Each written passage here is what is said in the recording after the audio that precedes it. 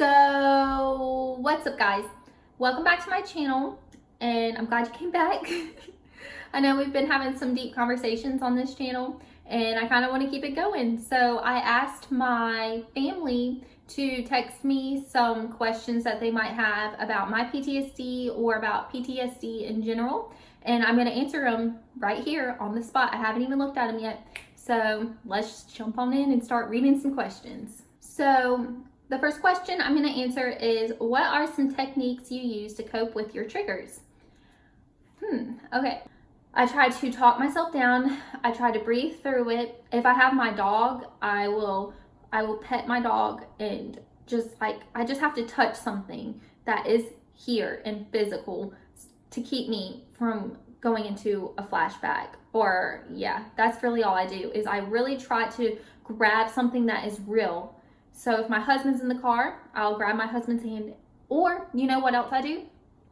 I will talk about it now. Before, if I had a trigger, I would just kind of like keep it to myself. I wouldn't say anything about it. That's honestly the worst thing you can do. When you are triggered, you need to acknowledge that you are being triggered. So I am triggered, I will go, Aaron, I'm being triggered right now by this or this. And then just the fact that I said it to him will help it to ease. It will help ease it. And then he'll normally be like, well, are you okay? And normally I don't need anyone to talk to me about it. I just need to acknowledge it and say it to someone. And then I feel better about it, if that makes sense. So acknowledge your triggers, talk yourself down, and breathe. And grab something that is real. Just grab something around you that is real and rub it. Whatever your comfort object is, grab it. That's what I do to bring myself down from a trigger. I hope that made sense to you guys. I was working through it in my mind as I was speaking. Okay, so the next question I have is, where can someone get help if they have had a traumatic life event or suspect they have PTSD? Okay, what I suggest you do if you have PTSD is I first suggest that you talk to somebody that you trust. Talk to that person, tell them your story, and tell them what you have going on. Then what I also suggest you do is you seek a counselor, and you talk to a counselor. Now, I suggest this, and do I follow through with this? No, I do not. I had a counselor that I talked to, and my trust was kind of broken only because she was not knowledgeable in what I had going on. It wasn't until I was forced to go and talk to a psychologist about it that I found out that I had PTSD. So I didn't even find out that I had PTSD from the person I was talking to, because she wasn't that knowledgeable on the subject. So my trust in the system like that was broken from the beginning. So I do not personally talk to a counselor. I talk to my husband about it. I talk to friends about it. And I just kind of start accepting. I accepted that it happened. So that is how I sought help for my PTSD. But what most people would suggest that you do is you go find a counselor and you talk to them about it. So if you are going to go that avenue, I suggest you look around on the internet and find someone who is knowledgeable in post-traumatic stress disorder. Don't just go to anyone. Go to someone who is knowledgeable in the subject, because you don't want to be misdiagnosed, which is what happened to me, and why my PTSD went unnoticed for so long, is because people didn't know I had PTSD. And then when I started having real acting out flashbacks, people thought I was crazy, and then I end up in the psych ward. I laugh. It's not funny. I say this every time. This is a defense mechanism, laughing through it. So yeah, anyway, the next question is, what advice can you give a spouse, family member, or friend of someone with PTSD? My advice to family members or friends or a spouse would be to listen. Don't try don't try to help. Honestly, nothing you say is going to help. Sometimes people don't need advice, they just need you to listen. I think sometimes people try to give advice and their heart means well in the advice they are giving, but their advice isn't really good advice. I know some people have said to just like move on, forget about it. It happened in the past. Why are you still thinking about it? And when you have PTSD, that is not helpful. What helps is you listen, you accept what they are saying, and you tell them it is gonna be okay. That's all we need to hear, is it is gonna be okay. We're gonna get through this. And yeah, that's what we need to hear. It's gonna be okay. We're gonna get through this. You're gonna be okay. You're gonna be okay. And I'm here for you. I'm here for you whenever you need to talk. That's what you should say if you are a spouse or friend or family member. Yeah, and don't judge us. The last thing we need is judgment. And the last thing we need is to feel ashamed. So when people say just get over it, why are you still thinking about it? It makes us even more ashamed, and it makes us not want to open up at all. And then when you have PTSD and you don't open up about your PTSD, it starts to really chip away at you, and that's when you really your flashbacks get worse. Okay, the next question is, what will you tell your daughters, if anything, about your childhood trauma and PTSD?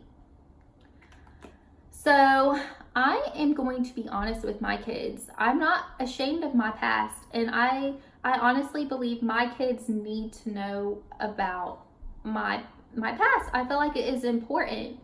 It's important for a number of reasons. And I'm not gonna like go in there right now and tell my 2-year-old, hey, mommy has PTSD and she's been through a really rough childhood, and break all the details down. But as she grows up, I will slowly start telling her a little more at a time as she can handle it, like age appropriate things. I don't know. I just think that is an important thing to tell my daughters. I want them to see that you can go through struggles and you can still turn out okay. I think that's important. I think that's important for anyone to see, is like, you can struggle and you will struggle in this world, but at the end of the day, you will be okay. It will all be okay in the end. And that's the true reason why I will open up about it to my kids. I just want them to know that it will all be okay at the end of the day. And this world isn't forever, and the struggle isn't forever. So that's what I'm trying to teach. All right. The next question is, how often do you struggle now?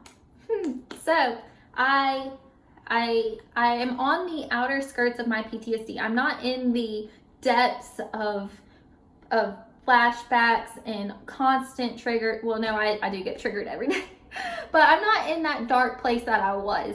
So how often do I struggle? I struggle every day with this. It's not going away.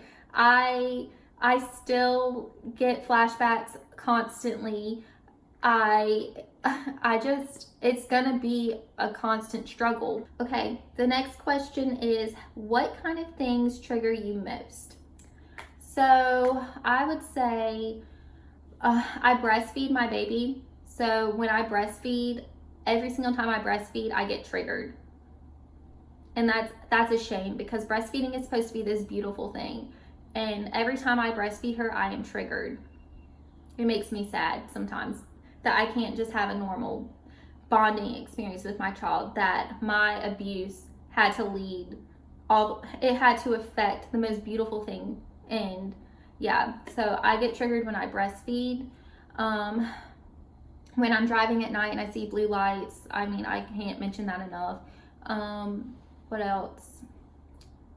I mean, I'm just gonna say this might be awkward for some people, but when I'm with my husband, I get triggered. And if you're an adult, you know what I'm talking about. Sorry if that's awkward for people who know me. I'm sorry, but it's the truth. When it's extremely quiet in a room and I can hear like air conditioning on or something, I literally sometimes will feel like I hear my dad screaming in my head. So that's a trigger. When the room is just completely silent, sometimes I can't handle the quiet. Sometimes if people count to 10, most of the time, if people count to 10 in a quick pace, I get triggered.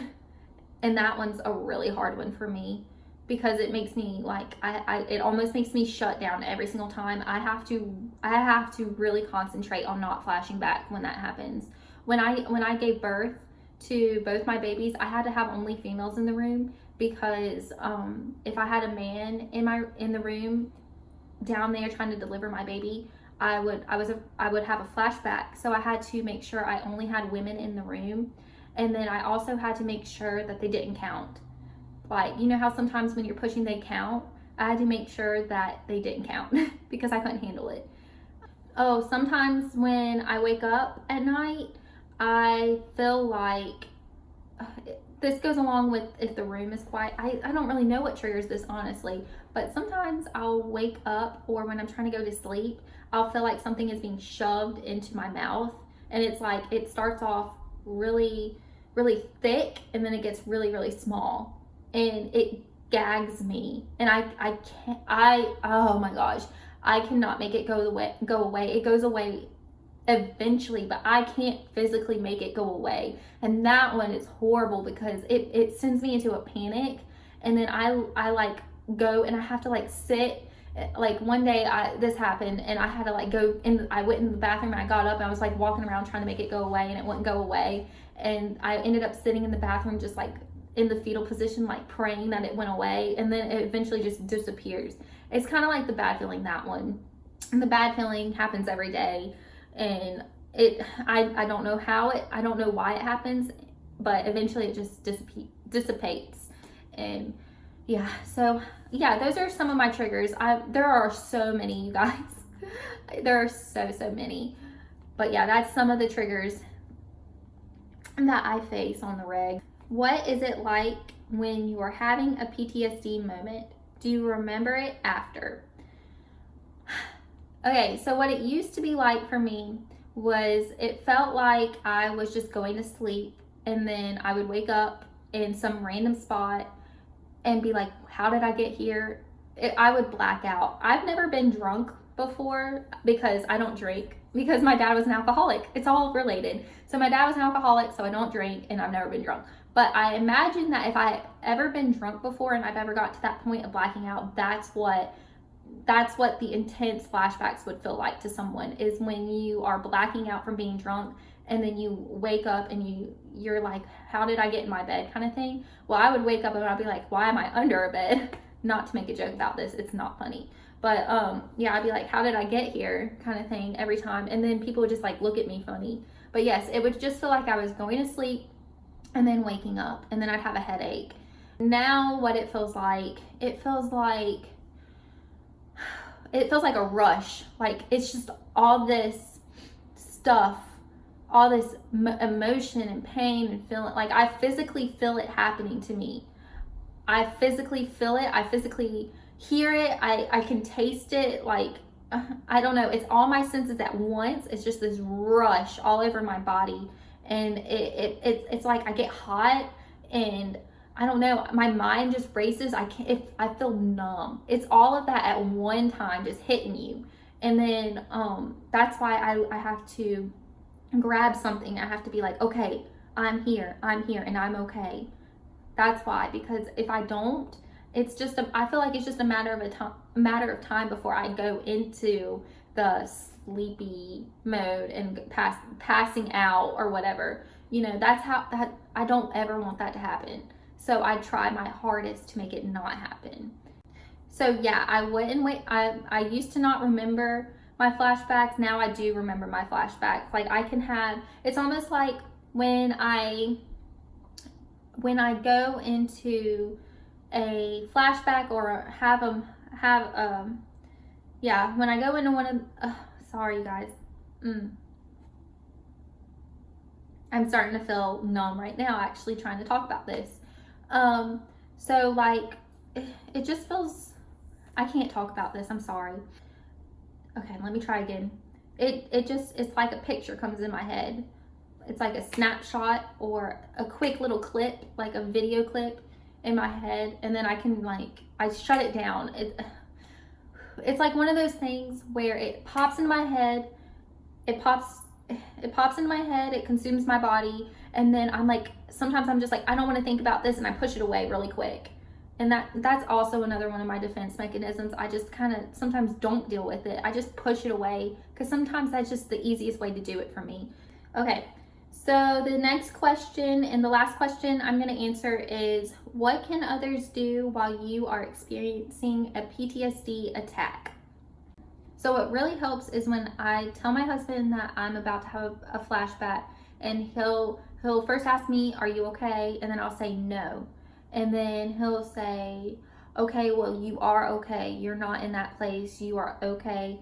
And then he'll be like, "Do you see?" And he'll try to avert my attention to something different. So he'll be like, "Oh, you see that store out the window? Do you want to go to Target?" I don't know. He tries to get me to think about something different, and that really, really helps. So yeah, I guess just talk and don't stop talking, and then that help bring them down. And then after you have brought them down, ask them if they want to talk about it. And sometimes I don't think there is anything you can do. I don't know. I'm not an expert on this at all. I have it, and I don't know everything about it, you know. I just know what goes on with me and how I cope the best. So yeah, anyway, I hope you enjoyed listening to me attempt to answer questions about this subject. It is a tough subject for me to talk about, but the more I talk about it, the better I will feel. And hopefully the more I talk about it, the better you will feel. And if you have PTSD, you can always reach out to me. I am a good listener. I might not be able to give you the best advice, but sometimes, like I said, you don't need advice. Sometimes you just need someone to listen to your story. So I'm here. If you need anyone to listen, you can send me a message. I'm on Instagram. You can message me on Instagram. Just reach out to me if you need help, and I will try my best. And if you know someone who has PTSD, please share this with them. Maybe it will help them. You never know. So yeah, just let's all try to talk and be nice and work through these issues together and be a little support group for one another. And I hope you enjoyed this video. If you did, please give it a thumbs up. Please subscribe, and please leave a nice comment down below. And I will talk to you guys next time. Love you guys. Love you guys.